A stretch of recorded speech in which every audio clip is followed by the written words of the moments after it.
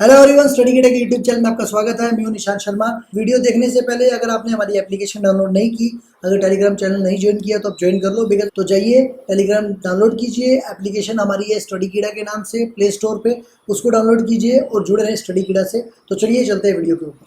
आज की जो वीडियो लेके आए हैं वो लेके आए हैं हम 5/12/2024 को एक लेटर आया है जयपुर हेडक्वार्टर में। उन्होंने निकाला है अपने डिवीजन्स के लिए, मतलब उनके 4 डिवीजन्स हैं, अजमेर हो गया, बीकानेर हो गया, जयपुर हो गया और जोधपुर हो गया। और सभी पीएचओडीज़ के लिए ये जो लेटर निकला है, ये निकाला कि उन्होंने, जो हमारे प्रदीप कुमार सर हैं, पीसीपीओ एनडब्ल्यूआर, उन्होंने निकाला है। इसके अंदर उन्होंने क्या बोला, देखो ये जो रूल्स उन्होंने निकाले हैं इसमें से कुछ रूल अगर आप सेंट्रल रेलवे में या एससीआर में जाओगे तो वो ऑलरेडी एप्लीकेबल हो गए हैं। ये आई थिंक उसी एक लेटर आया था PC7/2024 HRMS 34। ये आई थिंक डेट जो है इसकी, ये 14 तारीख का है, 14/10 का लेटर है ये। आई थिंक ये डेट मुझे लगता है गलत है, बिकॉज लेटर नंबर तो सेम है। उसके अंदर इसी से रिलेटेड जो बातें हैं वो की गई थी। इस लेटर में उन्होंने क्या बताया है कि जो ट्रांसफर मॉड्यूल है उसके बारे में उन्होंने 3 इंस्ट्रक्शंस दिए हैं। With reference to the above cited letter dated 2/12/24 that redesigned transfer module of HRMS has been partially launched across all field units with effect from 1/12/2024 to cover the office order provisions in respect of the following। उन्होंने क्या बोला कि जो नया HRMS का design वो आ रहा है, उसके बाद से हम क्या करने वाले हैं, एक तो कोई भी एडमिनिस्ट्रेटिव ट्रांसफर होगा वो किसके थ्रू ही होगा, एचआरएमएस के थ्रू होगा। एडमिनिस्ट्रेटिव ट्रांसफर क्या होता है कि किसी के पेरेंट्स की तबीयत खराब है, हैंडीकैप बच्चा है, या मान लो कोई भी रेफरेंस से अगर एडमिनिस्ट्रेशन को लगता है कि आदमी का ट्रांसफर करना चाहिए तो वो यूजुअली ई ऑफिस के थ्रू होता था, तो वो किसके थ्रू होगा, अब एचआरएमएस के थ्रू ही होगा। Issuance of order relating to administrative transfer, posting of medical degraded staff, promotion order shall only be done through HRMS। चाहे एडमिनिस्ट्रेटिव ट्रांसफर हो, देखो चाहे डिग्रेडाइज हो गए, चाहे आपका प्रमोशन ऑर्डर हो, सब किसके थ्रू आएगा, एचआरएमएस के थ्रू। बहुत अच्छी चीज़ है, सब डेटा फीड रहता है, सारा डेटा फीड रहता है, आपको सिर्फ एंटर मारना होता है। आपके एपीओ सर जो है वो आप नॉर्मल डेटा भरते हैं जो रिक्वायर्ड होता है, और उसके बाद एक फिक्स जो आपका ऑर्डर है वो जनरेट हो जाता है।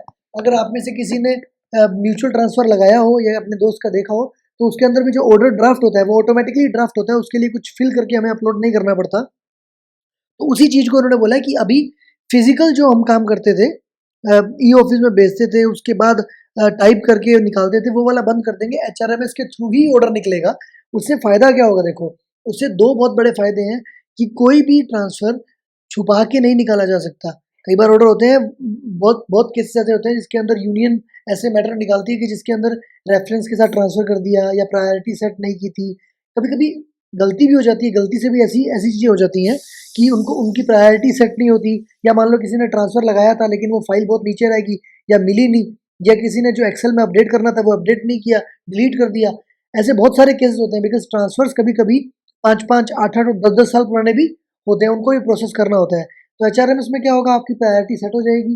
आपके जब भी ऑर्डर निकलेंगे वो डेट, टाइम, और टाइम में भी सेकंड्स के साथ वो निकलता है, तो प्रायोरिटी सेट हो जाती है। आपके साथ कोई भी किसी का ऑर्डर निकला है तो आप उसका पूरा केस देख सकते हो, कब उसने ट्रांसफ़र लगाया था, कब उसकी फ़ाइल प्रोसेस हुई, आपकी पहले क्यों नहीं गई, क्यों नहीं की, उनकी क्यों कर दी, वो सब आपको दिखेगा। तीसरी चीज़ उन्होंने क्या बोला कि जो मैनुअल ऑर्डर्स होते हैं वो सभी बंद हो जाएंगे 15/12/2024, मतलब 5 दिनों के बाद कोई भी ऑर्डर जो निकलने वाला था वो बंद हो जाएगा, इसके बाद से नहीं निकलेगा। तो ये 3 जो उन्होंने स्ट्रिक्टली ऑर्डर दिए हैं पीसीपीओ साहब ने, तो इसके बाद से जो ट्रांसपेरेंसी है वो बहुत अच्छी आ जाएगी।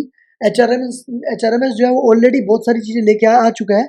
अभी भी जो इंटर डिवीजन ट्रांसफ़र होते हैं हमारे एक स्टेशन से दूसरे स्टेशन पे, मुझे लगता है कि रेलवे ही एक ऐसा डिपार्टमेंट होगा जिसके अंदर इतनी क्लैरिटी है।